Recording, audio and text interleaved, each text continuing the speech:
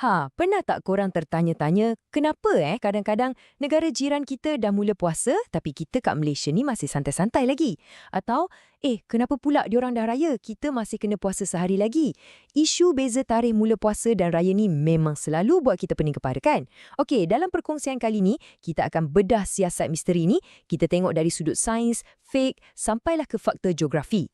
Okey, benda ni bukan main-main tau, ia pernah betul-betul terjadi. Cuba kita patah balik ke tahun 1983. Satu insiden yang agak pelik berlaku kat Malaysia, di mana negeri Perak dan Johor start puasa sehari lebih awal dari negeri-negeri lain.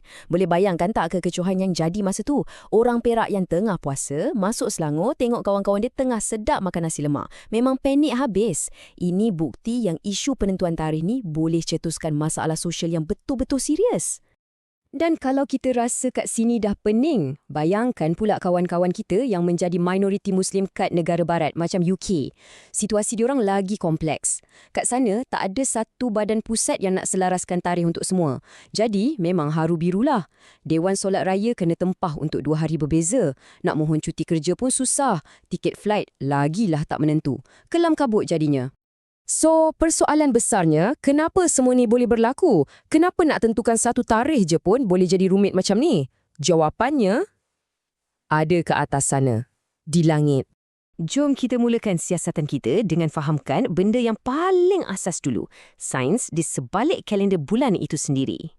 Okey, kita semua tahu, kalender Islam ni ikut pergerakan bulan kan? Sebab tu namanya kalender Qamariah. Apa yang menariknya ialah, orbit bulan keliling bumi kita ni bukan bulat sempurna tau. Dia bujur sikit atau elips. Disebabkan bentuk orbit yang tak sempurna ni lah, satu pusingan lengkap bulan ambil masa antara 29.3 hingga 29.8 hari.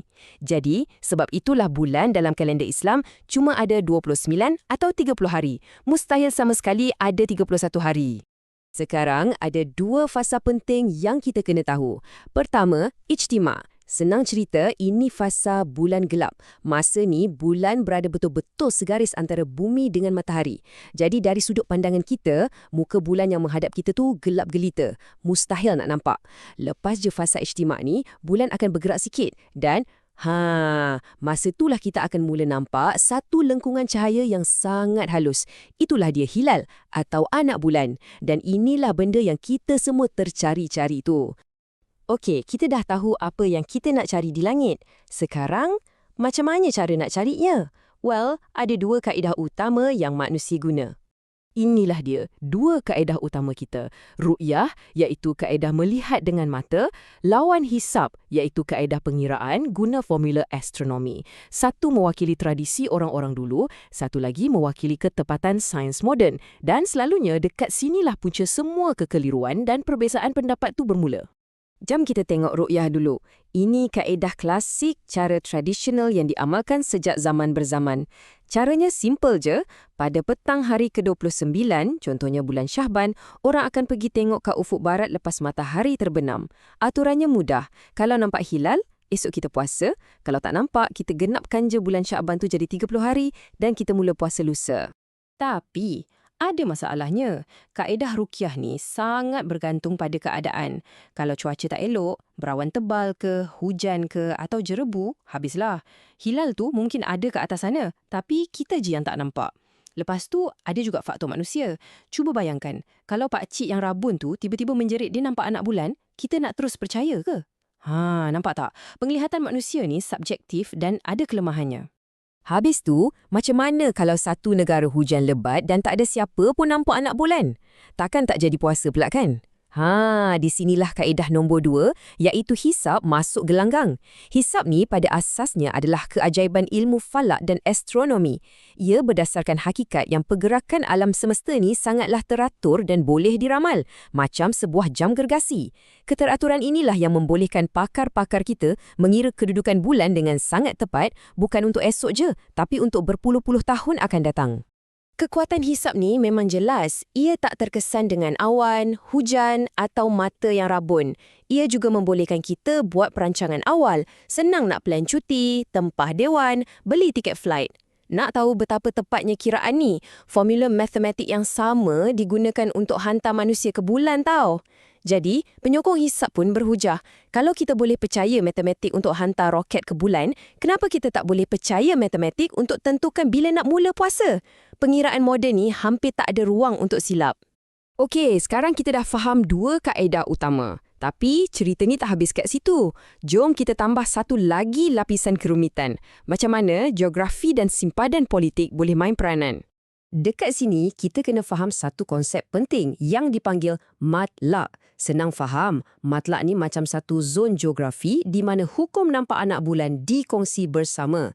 Logiknya mudah, kalau bandar awak hujan lebat, tapi bandar sebelah dalam zon matlak yang sama nampak anak bulan, awak pun kena mula puasa esok.